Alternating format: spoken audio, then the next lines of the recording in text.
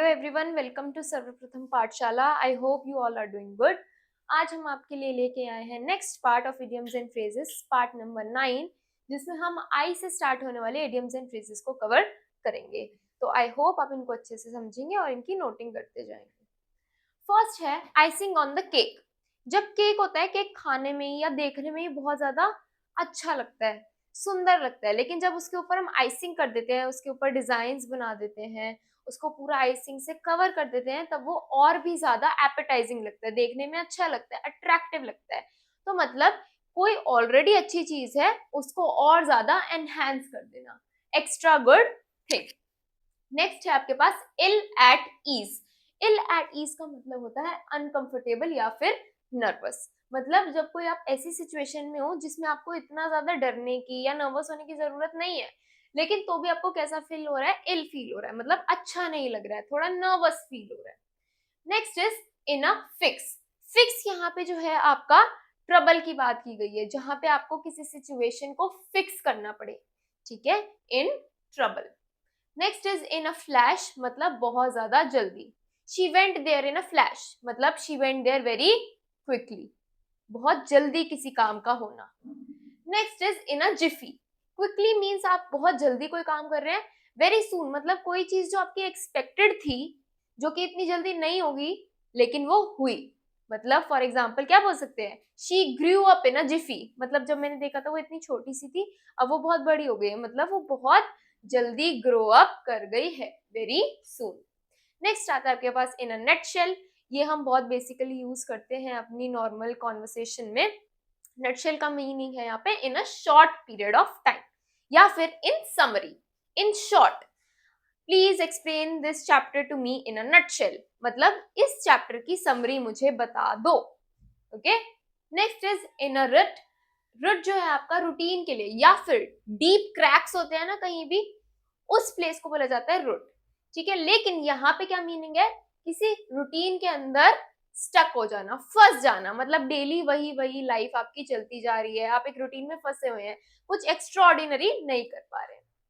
Next is in a tight corner, means in difficulty. Tight corner, tightness क्या आपको दिखाती है कि आप बहुत क्या है, डिफिकल्ट सिचुएशन में है, आप फंसे हुए हैं। जब आप टाइट क्लोथ्स भी वेयर कर लेते हैं तो आपको बहुत अनईजी फील होता है, आपको अच्छा फील नहीं होता है।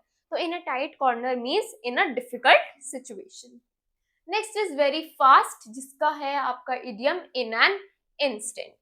इंस्टेंट का मीनिंग आप सबको पता ही है, ठीक है। तो इंस्टेंट से ही हमारा ये मीनिंग आता है वेरी फास्ट।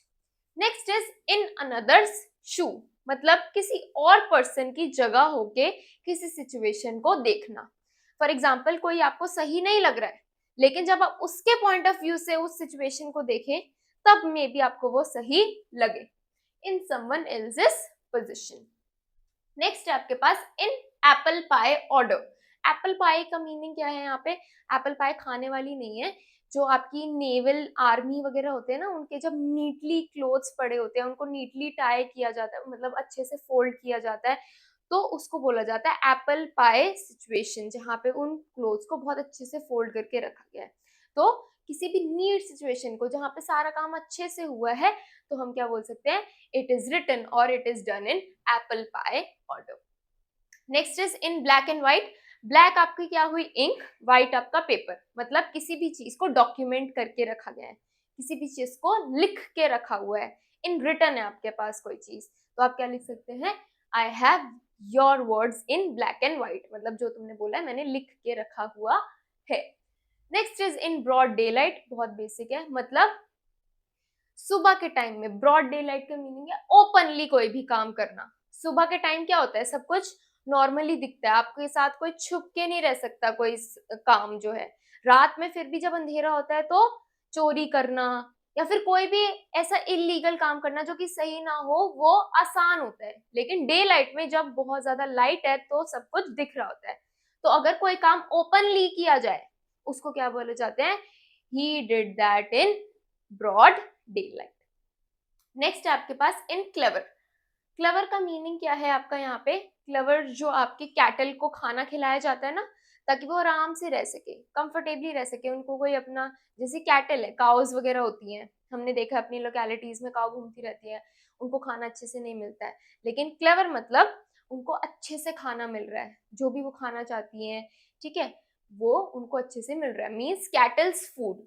तो अगर आपको डेली कोई काम अच्छे से होते हुए मिल रहा है, आपको ज्यादा कोई एफर्ट नहीं करना पड़ रहा है, तो आप क्या लिख सकते हैं, I live in a clever, मतलब मैं कंफर्टेबल लाइफ जी रहा हूँ।